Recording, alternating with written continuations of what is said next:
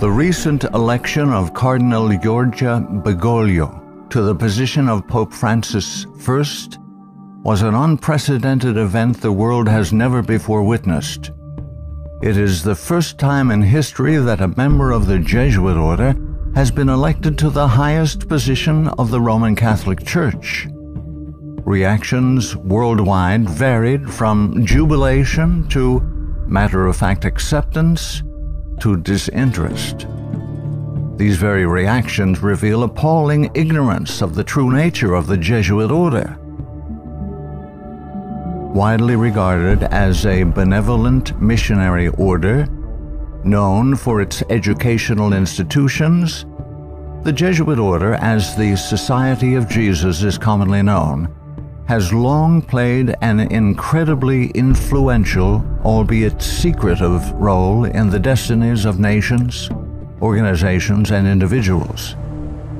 Rulers, presidents, scholars, and even Catholics themselves, who are aware of the evil perpetrated by this powerful, far-reaching order, have left on record grave warnings that all should heed. Following is a compilation of quotes from a variety of sources. Some admit that their own diabolical organizations were modeled on Jesuit principles. Others give warning. A number of those who sought to warn did so at the cost of their lives. World's Last Chance would encourage all to carefully study the following material. Proverbs 1:5 tells us, "A wise man will hear and will increase learning, and a man of understanding shall attain unto wise counsels." Ignatius Loyola, 1491 to 1556, founder of the Society of Jesus and its first superior general.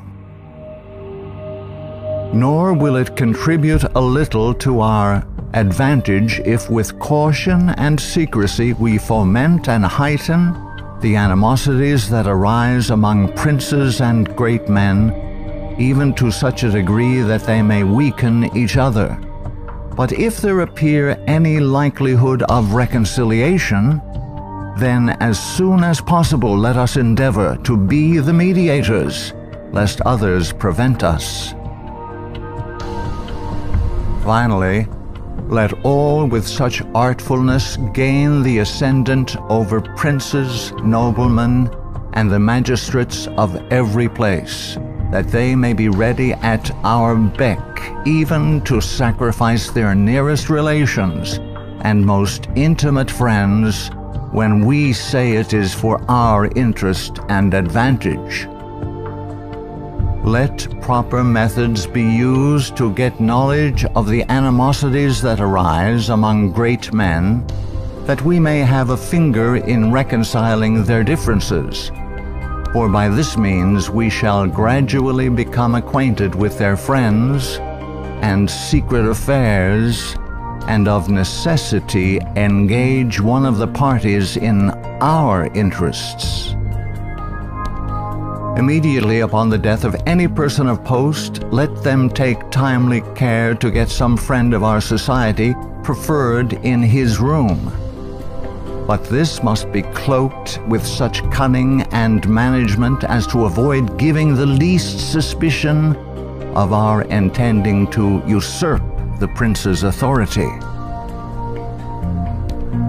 Putting aside all private judgment, we should always be ready to accept this principle. I will believe that the white I see is black, if the hierarchical church so defines it. Princes and persons of distinction everywhere must, by all means, be so managed that we may have their ear, and that will easily secure their hearts, by which way of proceeding all persons will become our creatures, and no one will dare to give the society the least disquiet or opposition. Finally, the society must endeavor to effect this at least, that having gotten the favor and authority of princes, those who do not love them at least fear them. Paolo Sarpi, 1552 to 1623, a Venetian patriot, scholar, scientist, and church reformer. They are a public plague and the plague of the world. From the Jesuit colleges there never is sent a pupil obedient to his father, devoted to his country, loyal to his prince. Every species of vice finds its patronage in them. There is no perjury, nor sacrilege, nor parricide, nor incest, nor rapine, nor fraud, nor treason which cannot be masked as meritorious beneath the mantle of their dispensation. Muccio Vitelleschi, 1562 to 1645, 6th Superior General of the Society of Jesus. When sovereigns require a Jesuit's opinion on any subject, the Jesuit in question is to report the matter to his superior, who is to lay it before several Jesuits for discussion. The resolution formed after this consultation is supplied to the Jesuit, who has been consulted by the sovereign. Priest Antoine Arnaud, 1612 to 1694. Do you wish to excite troubles, to provoke revolution, to produce the total ruin of your country? Call in the Jesuits and build magnificent colleges for these hot-headed religionists. Suffer those audacious priests in their dictatorial and dogmatic tone to decide on affairs of state. Michelangelo Tamburini, 1648 to 1730, 14th Superior General of the Society of Jesus. See, sir, from this chamber I govern not only to Paris, but to China, not only to China, but to all the world, without anyone to know how I do it. Pope Clement XIV, 1705 to 1774. Following are Pope Clement XIV's words upon signing the bull of suppression and extinction of the Jesuits. A bull is the strongest legal document a pope can issue. The suppression is accomplished. I do not repent of it, having only resolved on it after examining and weighing everything, and because I thought it necessary for the Church. If it were not done, I would do it now. But this suppression will be my death. Pope Clement XIV knew the Jesuits very well and expected to die at their hands. He was correct. He was poisoned. A peasant woman was persuaded by means of a disguise to procure entrance into the Vatican and offered to the Pope a fig in which poison was concealed. Clement XIV was exceedingly fond of this fruit and ate it without hesitation. The same day the first symptoms of severe illness were observed, and to these rapidly succeeding violent inflammation of the bowels. He soon became convinced that he was poisoned and remarked, "Alas, I knew they would poison me, but I did not expect to die in so slow and cruel a manner." His terrible sufferings continued for several months. When he died, the poor victim, said Comenin, of the execrable Jesuits to which the Bishop of Pistoia, Scipio di Ricci, the nephew and heir of Jesuit General Ricci, fully agreed. Pope Pius VII, the Pope who restored the Society of Jesus. Soon after Pope Pius VII was released from Napoleon's prison in 1814, he quickly restored the Society of Jesus with the papal bull Sollicitudo Omnium Ecclesiarum. If any should again attempt to abolish it, the Society of Jesus, he would incur the indignation of Almighty God and of the holy apostles Peter and Paul. John Adams, 1735–1826, second President of the United States of America. In 1816, John Adams wrote to Thomas Jefferson, third President of the United States, regarding the restoration of the Society of Jesus. My history of the Jesuits is not eloquently written, but it is supported by unquestionable authorities, is very particular and very horrible. Their restoration is indeed a step toward darkness, cruelty, perfidy, despotism, death. I do not like the appearance of the Jesuits. If ever there were a body of men who merited eternal damnation on earth and in hell, it is this Society of Loyolas. Shall we not have regular swarms of them here, in as many disguises as only a king of the gypsies can assume, dressed as painters, publishers, writers, and schoolmasters? If ever there was a body of men who merited eternal damnation on earth and in hell, it is this Society of Loyolas. We are compelled by our system to offer them asylum. Napoleon Bonaparte, 1769–1821, Emperor of the French. The Jesuits are a military organization, not a religious order. Their chief is a general of an army, not the mere father abbot of a monastery. And the aim of this organization is power. Power in its most despotic exercise. Absolute power, universal power, power to control the world by the volition of a single man. Jesuitism is the most absolute of despotisms, and at the same time the greatest and most enormous of abuses. The general of the Jesuits insists on being master sovereign over the sovereign. Wherever the Jesuits are admitted, they will be masters, cost what it may. Their society is by nature dictatorial, and therefore it is the irreconcilable enemy of all constituted authority. Every act, every crime, however atrocious, is a meritorious work, if committed for the interest of the Society of the Jesuits or by the order of the general. Adam Weishaupt, 1748–1830, a Jesuit German philosopher and founder of the Order of the Illuminati. The degree of power to which the representatives of the Society of Jesus had been able to attain in Bavaria was all but absolute. Members of the order were the confessors and preceptors of the electors, hence they had a direct influence upon the policies of government. The censorship of religion had fallen into their eager hands, to the extent that some of the parishes even were compelled to recognize their authority and power.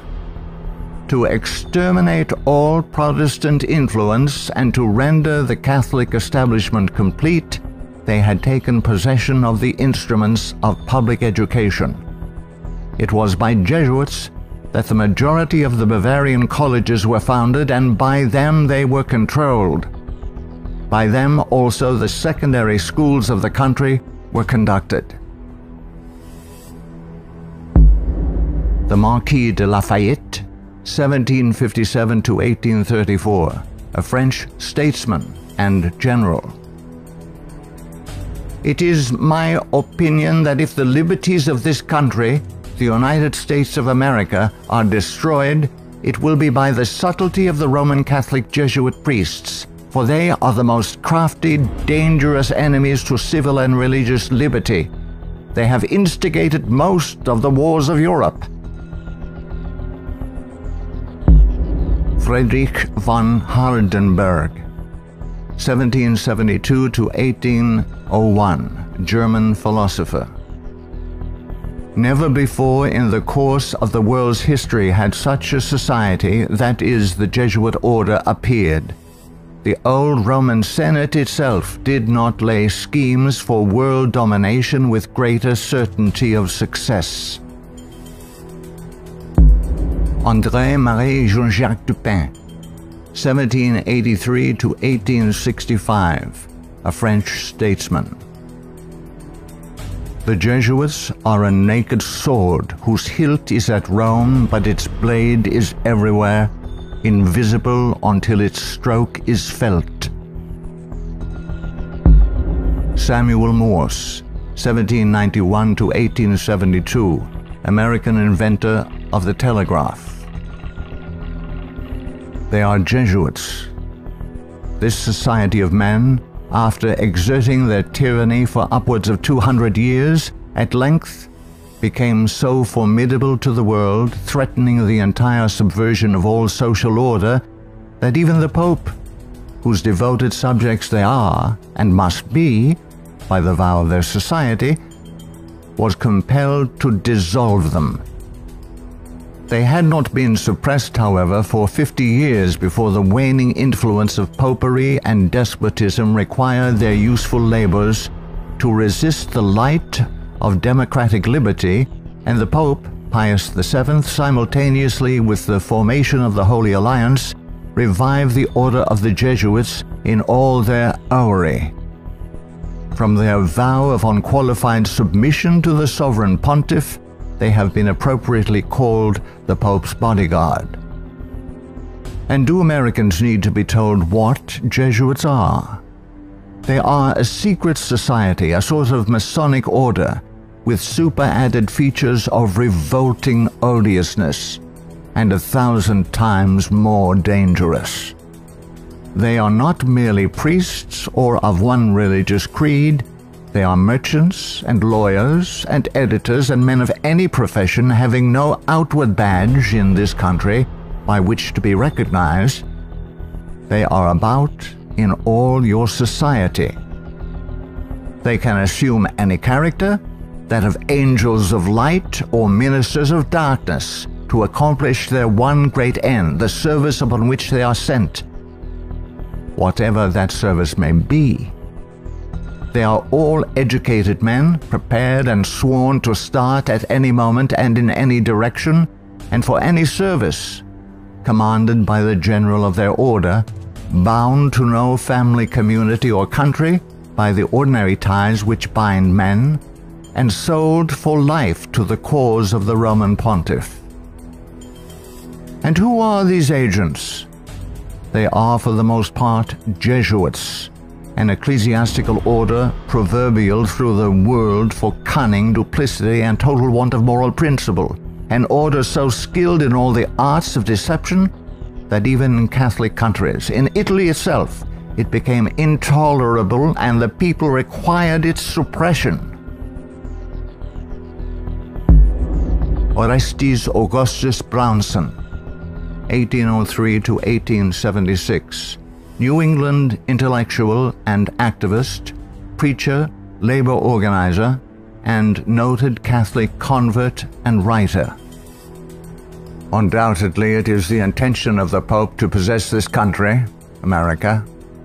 In this intention, he is aided by the Jesuits and all the Catholic prelates and priests.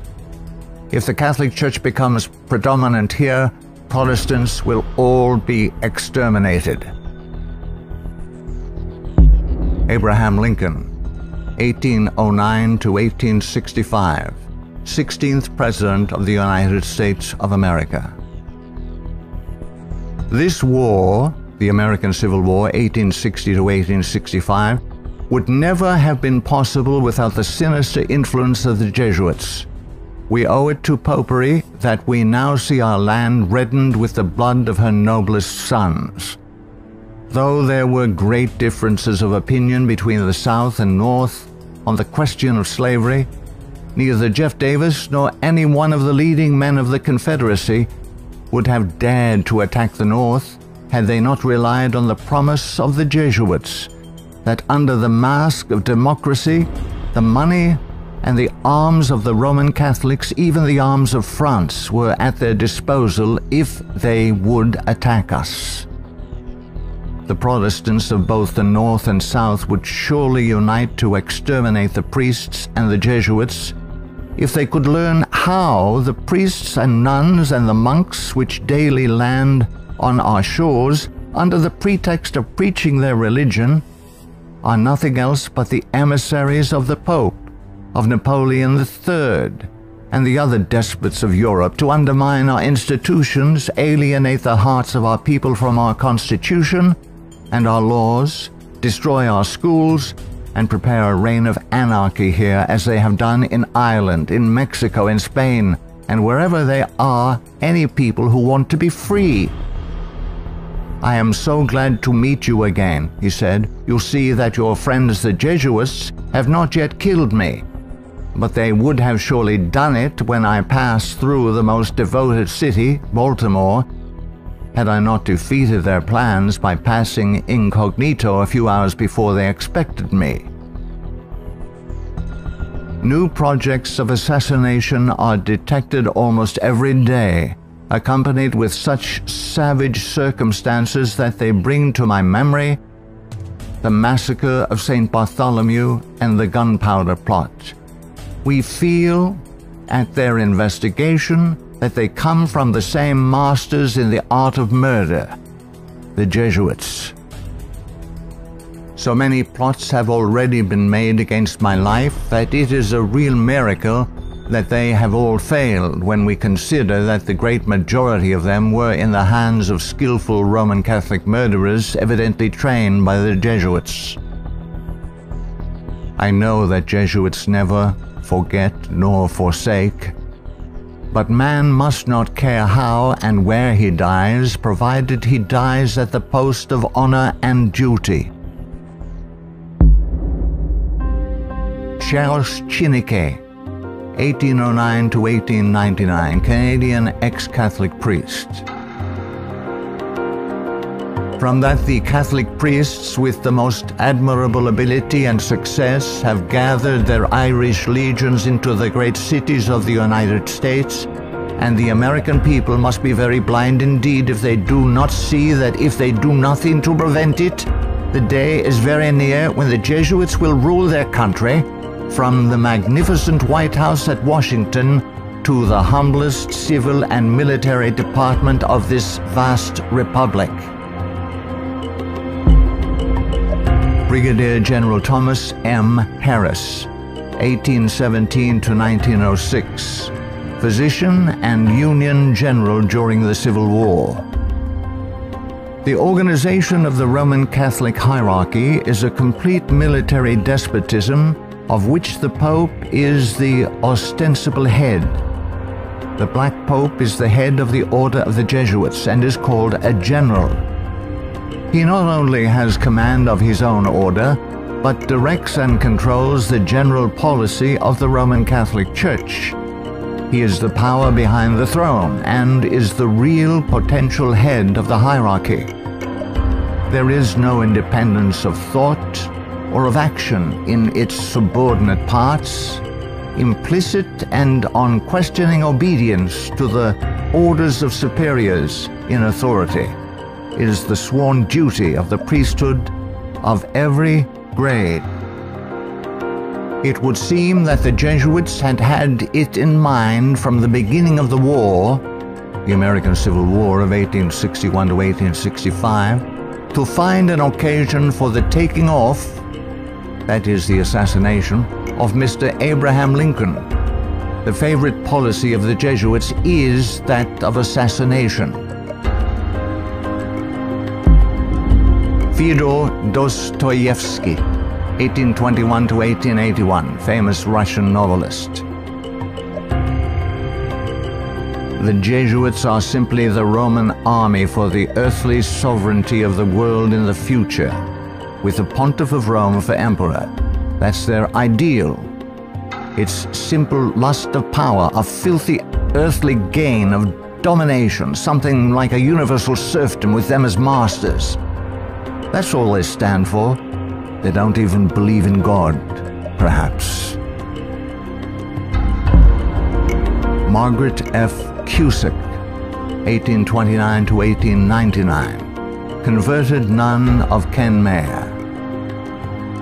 The great idea of the Jesuit has always been a universal spiritual and temporal monarchy in which the Jesuit should reign supreme.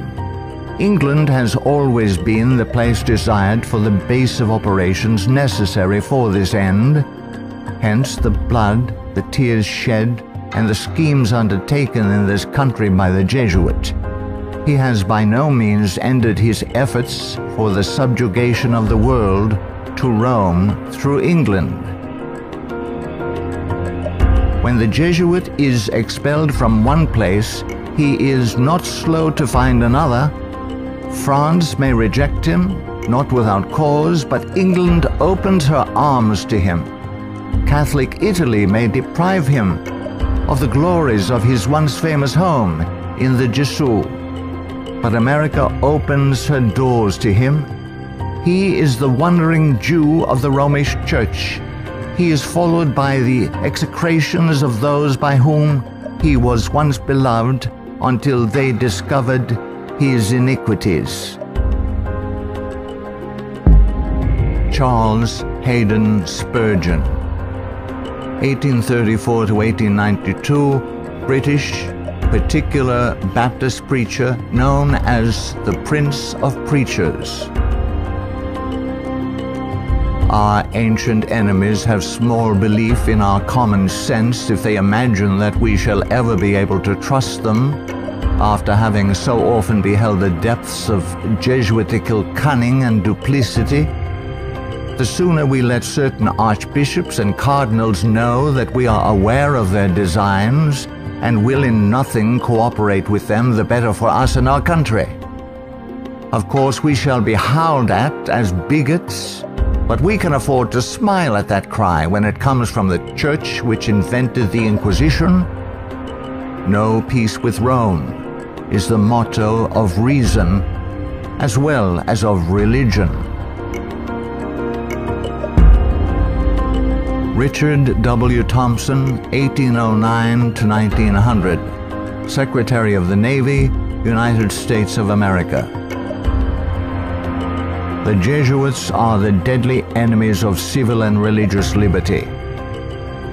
The Jesuit general occupies the place of God and must be obeyed, howsoever the peace and welfare of the multitude may be imperiled or the nations be convulsed from center to circumference. The Society of Jesuits must obtain the mastery, even if general anarchy shall prevail, or all the world besides be covered with the fragments of a universal wreck.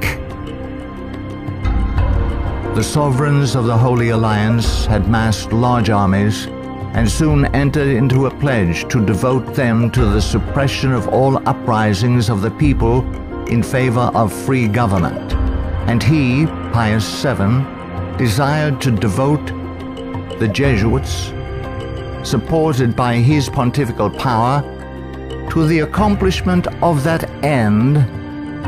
He knew how faithfully they would apply themselves to that work, and hence he counseled them in his decree of restoration to strictly observe the useful advices and salutary counsels whereby Loyola had made absolution the cornerstone of the society.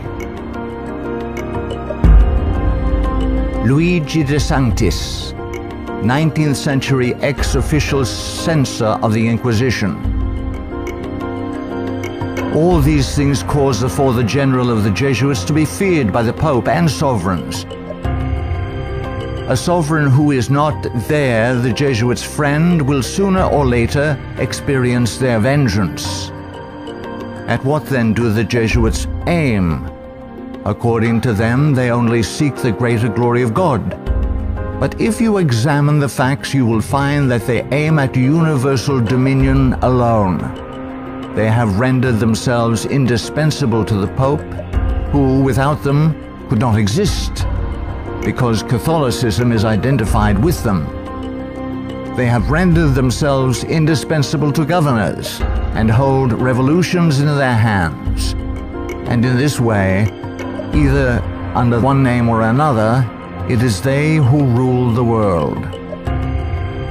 He who thinks he knows the Jesuits by having read all the books that were written in the past century, the 18th century, to unmask them would be grossly deceived.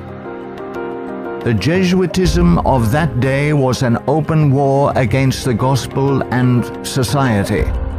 The Jesuitism of the present is a slow but contagious and deadly disease which secretly insinuates itself.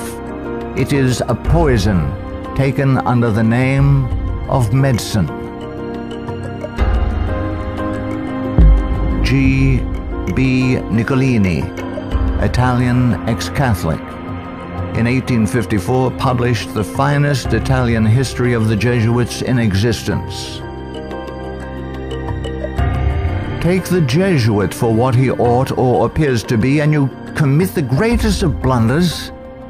Draw the character after what the Jesuit seems to be in London, you will not recognize your portrait in the Jesuit of Rome. The Jesuit is the man of circumstances. Despotic in Spain, constitutional in England, republican in Paraguay, bigot in Rome, idolater in India.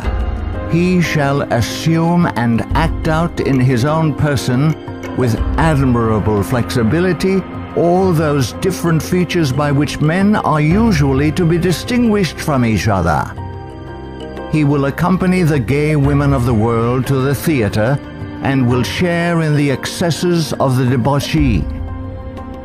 With solemn countenance he will take his place by the side of the religious man at church, and he will revel in the tavern with the glutton and the sot. He dresses in all garbs, speaks all languages, knows all customs, is present everywhere, though nowhere recognized, and all this, it should seem, O monstrous blasphemy, for the greater glory of God, ad majorem Dei gloriam. The members of the society are divided into 4 classes: the professed, coadjutors, scholars, and novices. There is also a secret 5th class, known only to the general and a few faithful Jesuits, which perhaps more than any other contributes to the dreaded and mysterious power of the order. It is composed of laymen of all ranks, from the minister to the humble shoeboy. These are affiliated to the society, but not bound by any vows. They are persons who will make themselves useful. They act as the spies of the order, and serve, often unwittingly, as the tools and accomplices in dark and mysterious crimes. The Jesuit Father Francis Pellico candidly confesses that the many and illustrious friends of the society remain occult and obliged to be silent. There is no record in history of an association whose organization has stood for 300 years unchanged and unaltered by all the assaults of men and time, and which has exercised such an immense influence over the destinies of mankind. The ends justify the means is his favorite maxim, and as his only end, as we have shown, is the order, at its bidding, the Jesuit is ready to commit any crime whatsoever. The immense wealth of the Jesuits has been bequeathed to them by wills made at the last hour. Francis Parkman, 1823 to 1893, American historian. The Jesuits, then as now, were the most forcible exponents of ultramontane principles. The Church to rule the world, the Pope to rule the Church, the Jesuits to rule the Pope. Such was and is the simple program of the Order of Jesus, and to which they have held fast except on a few rare occasions of misunderstanding with the vice-regent of Christ.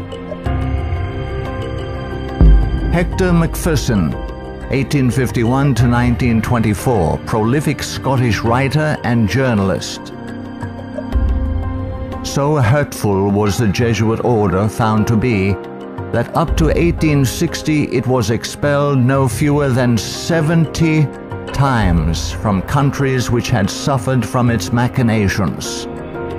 In spite of continental warnings, England under Queen Victoria 1837 to 1901, who opened up communication with the Vatican in 1877 and enabled the order to carry out its Second Irish Massacre 1845 to 1850, has become a Jesuit dumping ground.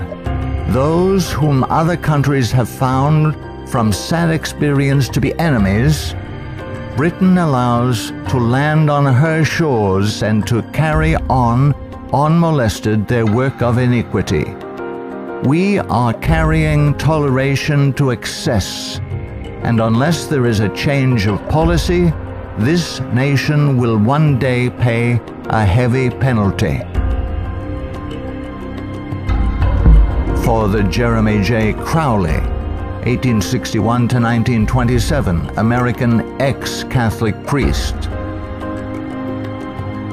All through the Middle Ages and the Renaissance period, the popes kept Italy in turmoil and bloodshed for their own family and territorial advantages, and they kept all Europe in turmoil for 2 centuries after the Reformation, in fact, just as long as they could in the wars of religion. Their whole policy is based on stirring up hatred and promoting conflicts from which they hope to draw worldly advantage. Popes and their Jesuitical agents have been and are the instigators of wars, and while the world is having real pain, Rome is having champagne. The Jesuit Superior General is at the head of this black and mute militia which thinks, wills, acts, obeys as the passive instrument of his designs.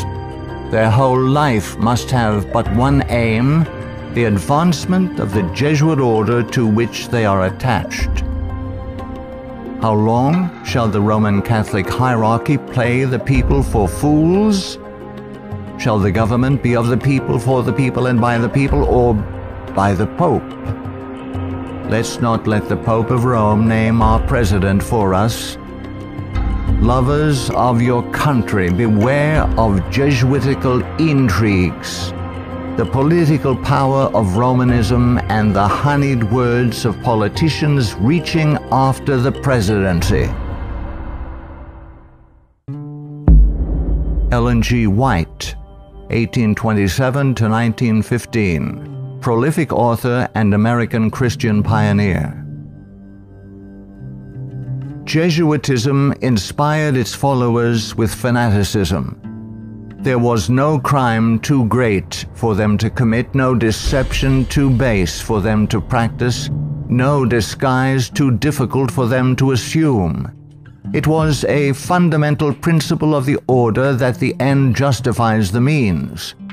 By this code, lying, theft, perjury, assassination were not only pardonable but commendable when they serve the interests of the Church.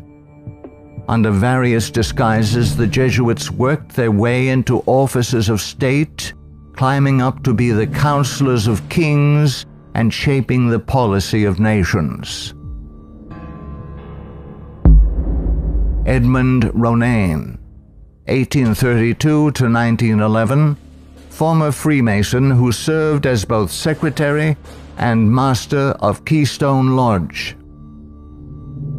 The religion of Masonry is a system of absolute despotism, and like that of Rome, demands a blind, unquestioning obedience to all its laws, rules, and edicts, whether right or wrong.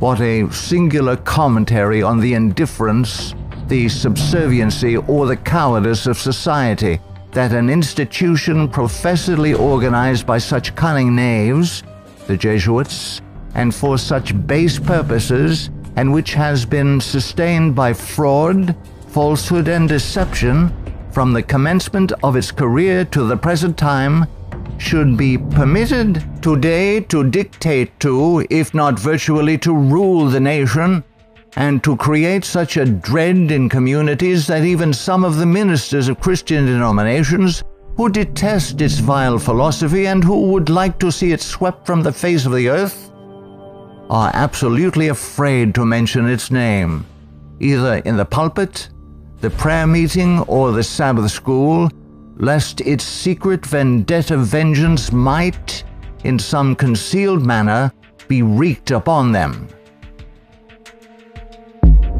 Adolf Hitler, 1889 to 1945, Austrian-born German politician and the leader of the Nazi Party. I have learned most of all from the Jesuit order. So far, there has been nothing more imposing on earth than the hierarchical organization of the Catholic Church. A good part of that organization I have transported direct to my own party. The Catholic Church must be held up as an example. I will tell you a secret. I am founding an order. In Himmler, I see our Ignatius de Loyola. Walter Friedrich Schellenberg, 1910 to 1952, German SS Brigadier Führer, who rose through the ranks of the SS to become the head of foreign intelligence. The SS had been organized by Himmler according to the principles of the Jesuit order. The rules of service and spiritual exercises prescribed by Ignatius de Loyola constituted a model which Himmler strove carefully to copy. Absolute obedience was the supreme rule.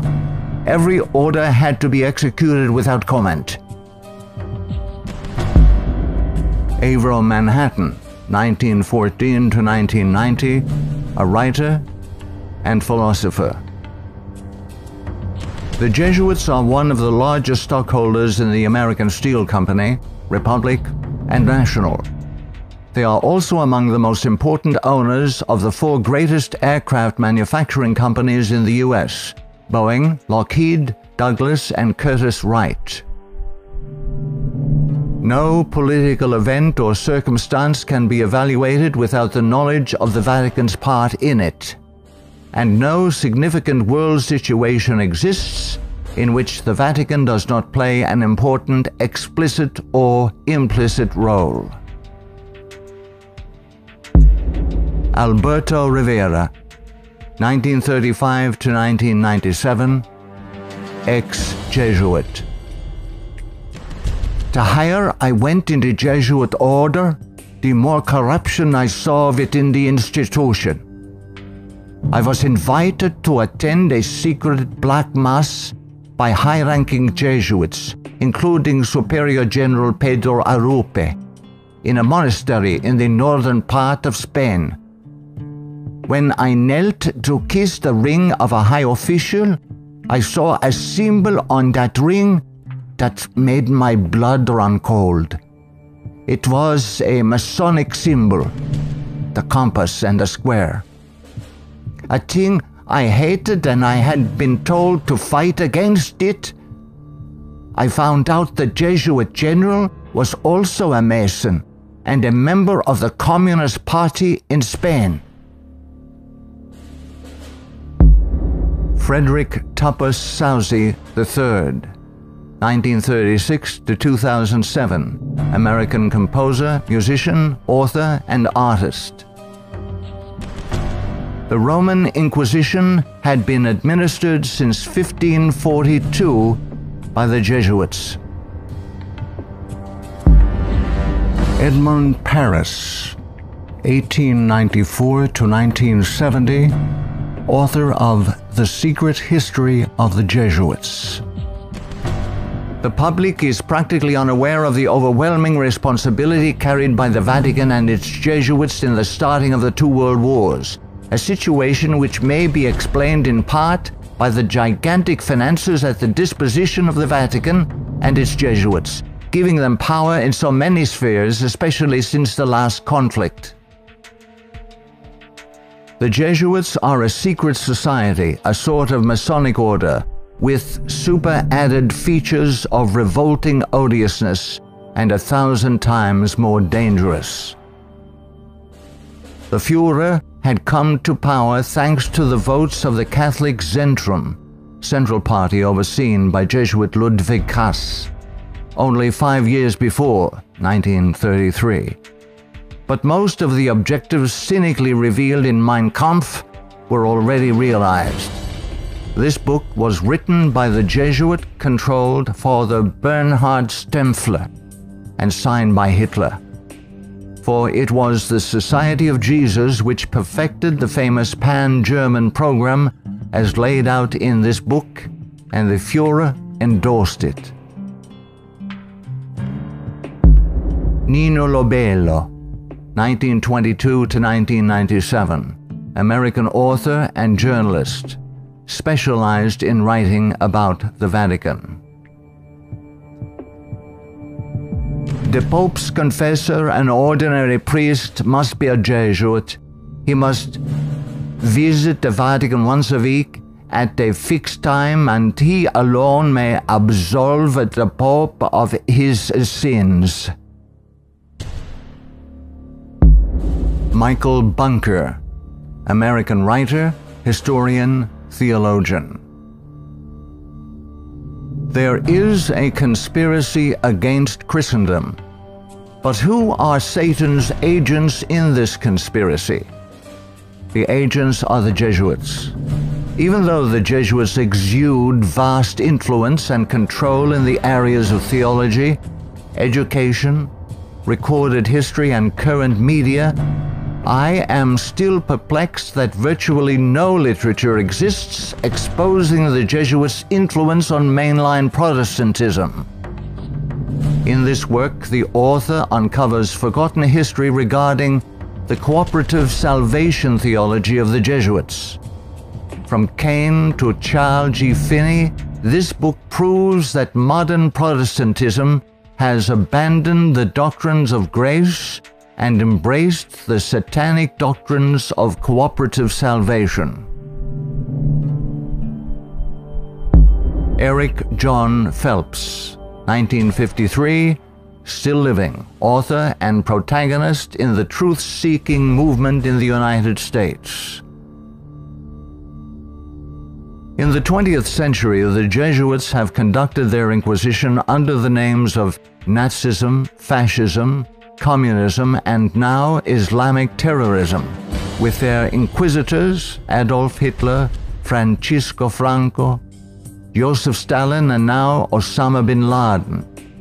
Today, the Black Pope orders his Holy Office of the Inquisition, renamed in 1965 the Sacred Congregation for the Doctrine of the Faith, through his international intelligence community headed by papal knights, including Skull and Bonesman George W. Bush. To the abhorrent Jesuit doctrine of regicide, the killing of kings, we must now direct our attention that we may understand an established policy calculated to obtain or maintain the mastery of all nations following well-planned assassinations. In the past, the order's assassins were either Jesuits, like Jacques Clement, or killers easily connected to the influence of the company, men like John Wilkes Booth. Today, these professional terminators are cleverly distanced from their Masonic master, the Black Pope, and given deceptive titles by the Pope's internationally controlled press corps, jurists, and historians. Such titles as anarchists, nihilists, rogue agents within intelligence agencies, or just lone nut assassins. Sometimes these individuals in fact do the killing, consciously and unconsciously, as do the programmed Manchurian candidates, they sacrifice themselves, die in the act, or are punished for their crimes. Created by Loyola in 1534 and sanctioned by Paul III in 1540. In seeking to destroy the Protestant Reformation and restore the Dark Ages with the White Pope, exercising his temporal power as the universal monarch of the world, authored the 25 sessions of the Council of Trent, 1545 to 1563, and established themselves as the confessors and advisors of the monarchs of Europe, promoting absolute monarchical despotisms through which they ignited monstrous wars characterized by pitiless massacres of Protestants and innocents, such as the Dutch Revolution, 1568 to 1648, the 30 Years' War, 1618 to 1648, the Puritan Revolution, 1644 to 1653, the 7 Years, French Indian War, 1754 to 1763. While oppressing and weakening the peoples of the nations and the Semitic Hebrew Jewish race with the Holy Office of the Inquisition, aided by the Knights of Malta and later Scottish Rite Freemasonry from 1540 to 1773, we as God's people in 14th Amendment America have received the Lord Jesus Christ as our personal Savior according to His blessed gospel set forth in His infallible Holy Scriptures. The authorized King James Version of 1611 must repent of our personal and national sins. Then we must forsake them. Some of those sins are: 1. Permitting the army of the Black Pope, the company of the Society of Jesus, to exist, mightily prosper, and absolutely control the government of the United States through its Council on Foreign Relations within our borders. 2.